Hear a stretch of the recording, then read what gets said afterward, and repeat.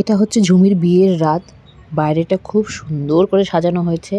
আর আমাকে দেখো, আমি কিন্তু পুরো লুকটা নিজে ক্রিয়েট করেছি। হ্যাঁ, যে শাড়ি পরা থেকে শুরু করে মেকআপ থেকে শুরু করে সবটাই। এখন না একটু একটু মেকআপ মনে হয় পারি, কারণ উগ্র না হলেও জিনিসটা খুব একটা খারাপ হয় না।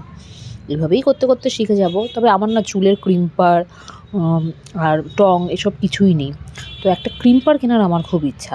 তো যাই হোক, ওগুলো গল্প পরে হবে। এই দেখো বিয়ের মানে যেখানে মঞ্চ সাজানো হয়েছিল আর প্যান্ডেলটা অনেকটা বড় জায়গা জুড়ে হয়েছিল, কারণ ঝুমির বিয়েতে প্রায় 600-650 মতো লোক হয়েছিল।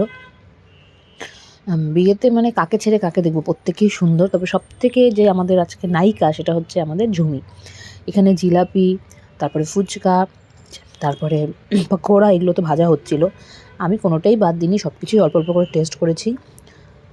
আর এই যে মহারাজ খাচ্ছে কফি আর পকোড়া, আর আমি খাচ্ছি ফুচকা। এই দেখে নাও আমাকে। এবার দেখো তো সামনে থেকে আমার মেকআপটা কেমন লাগছে। আমার মানে মেকআপ জিনিসটা সত্যিই খুব ভাল লাগে।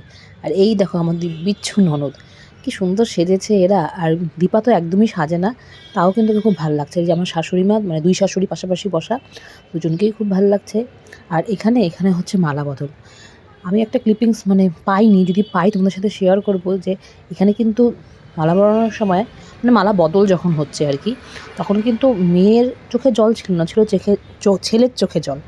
এবার ব্যাপারটা হচ্ছে, কেন বলছি, আমি কথাটা বলতে গিয়ে নিজেই এক্সাইটেড হয়ে যাচ্ছি। কারণ এদের বিয়ের জন্য বাড়িতে একটু সমস্যা হচ্ছিল, মেয়ের বাড়ির থেকে যে একটু রাজি হচ্ছিল না। কতদিন দীর্ঘ লড়াইয়ের পর সার্থক যখন হয় কোনো বিয়ে, তখন তো চোখে জল আসা স্বাভাবিক। সত্যি ওরা মানে খুব খুব ভালো থাকুক, দাম্পত্য জীবন খুব সুখে থাকুক। শিবু খুব ভালো ছেলে, মানে ঝুমির জামাই বলে বলছি না, আমি মানে ওকে দেখছি যতদিন থেকে, ওর কোনো কিছু দেখেই মনে হয়নি যে ওর মানে খারাপ বলে কিছু।